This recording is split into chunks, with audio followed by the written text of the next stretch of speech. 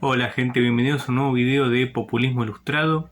En esta oportunidad vamos a continuar hablando sobre Keynes y el rol que tuvo Keynes en la Gran Depresión, como así también seguiremos refutando otros mitos también relacionados a Keynes que han sido esbozados por el economista Javier Milei. En primer lugar, en esta introducción, me gustaría hablar sobre la polémica que surgió por el video anterior, ya que muchos libertarios me escribieron enojados, porque parece que siempre están enojados, por privado, diciéndome que no, que en realidad el hecho de que yo haya mencionado que Keynes publicaba artículos en el Economic Journal desde 1919 no demostraba nada, debido a que quizás Keynes podía publicar artículos, pero eso no necesariamente demostraría que Keynes publicó ideas que luego se encontraron en la teoría general, ¿no? O sea, el hecho de que Keynes haya publicado artículos en el Economic Journal no implica que las ideas que luego postuló en la teoría general hayan estado sintetizadas en esos artículos. Lo cierto es que sí, lo que pasa es que ellos no leyeron a Keynes, ese es el problema.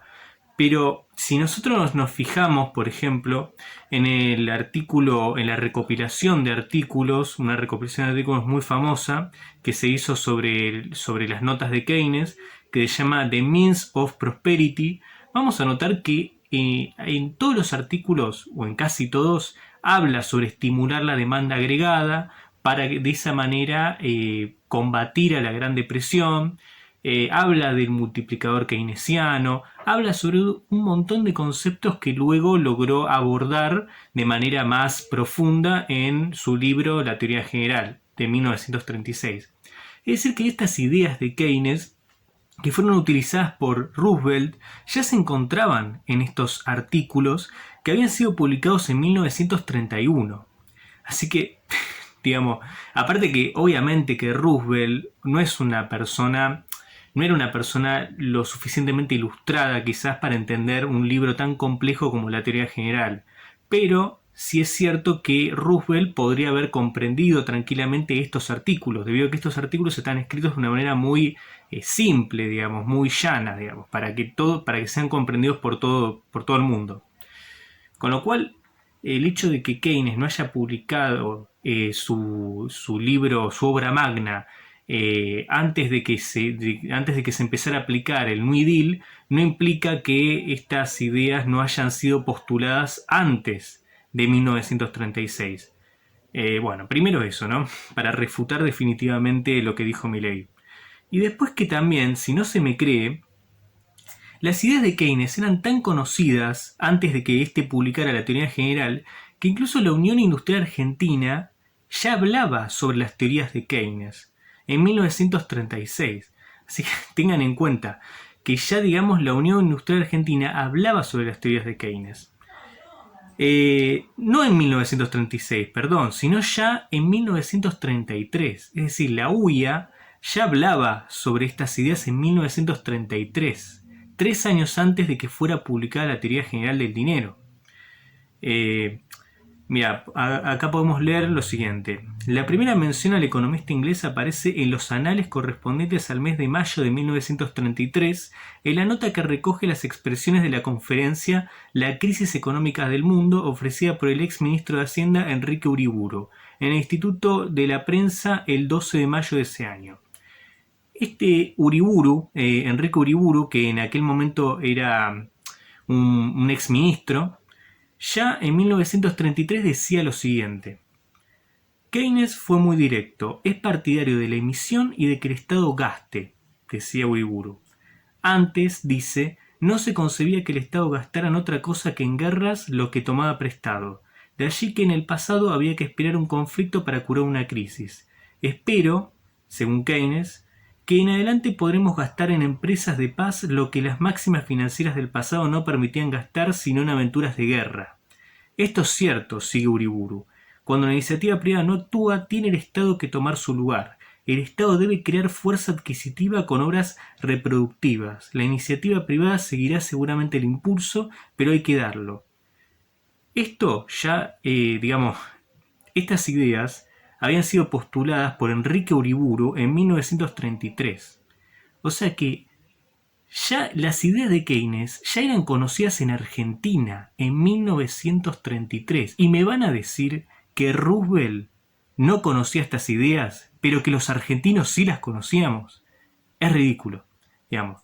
Evidentemente, si Enrique Uriburu ya conocía estas ideas en 1933, si estas ideas ya eran conocidas en la Argentina en 1933, indudablemente estas ideas seguramente también eran conocidas en Estados Unidos. Indudablemente.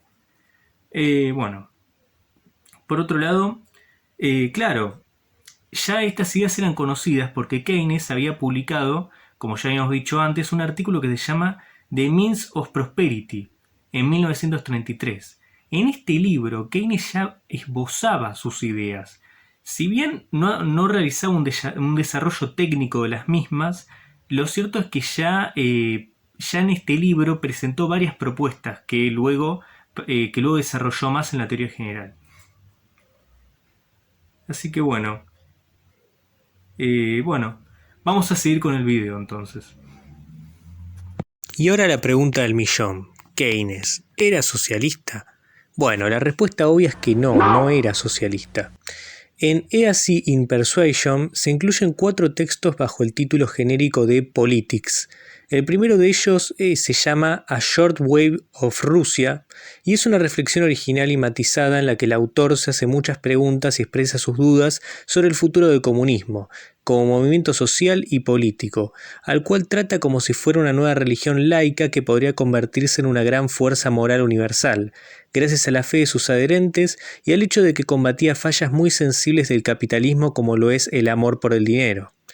En todo caso, dejó en claro su total rechazo al régimen soviético, su oposición a la revolución y la dictadura del proletariado y su adhesión irrestricta a las libertades burguesas. En otro texto denominado Am I a Liberal, llega a decir que el proletariado no es de su clase y que en la lucha de clases él siempre estará al lado de la burguesía educada. Se definió contrario al socialismo de Estado por considerarlo económicamente ineficiente, basado en un libro obsoleto, el cual nada podría aportar a la solución de los problemas inmediatos de Gran Bretaña. Pero si él fuera ruso, admitió, contribuiría a darle una oportunidad a la Rusia soviética y no a la Rusia zarista. En política interna, Keynes se definió como cercano al Partido Liberal por ser todavía el mejor instrumento del futuro progreso. Se declaró muy ajeno al Partido Conservador y rechazó al Partido Laboralista por ser un partido de una clase que no es la mía. Reglamento. Regla número 1. Usar ropa de marca. Obviamente, regla número 2, hablar en inglés. Regla número 3, vivir en barrio privado, chicas. Como nosotras. Obvio. Pobres, out. Como si esto fuera poco, Keynes escribió las siguientes sentencias en contra del socialismo. El socialismo marxista ha de permanecer siempre como un portento para los historiadores de la opinión. Como una doctrina tan ilógica y tan torpe, puede haber ejercido, de modo tan poderoso, una influencia sobre las mentes de los hombres, y a través de ellas sobre los acontecimientos de la historia.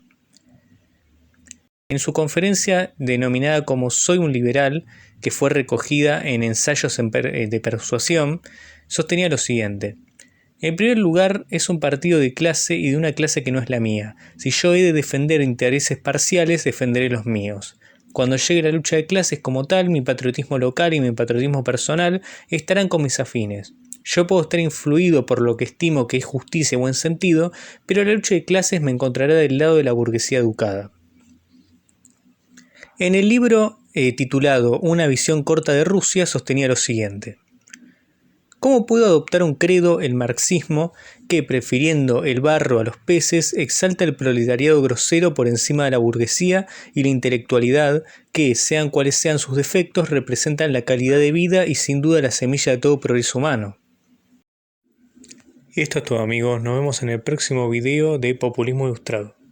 ¡Zurdos, hijos de puta, tiemblen! ¡La libertad avanza! ¡Viva la libertad, carajo! ¡Vamos!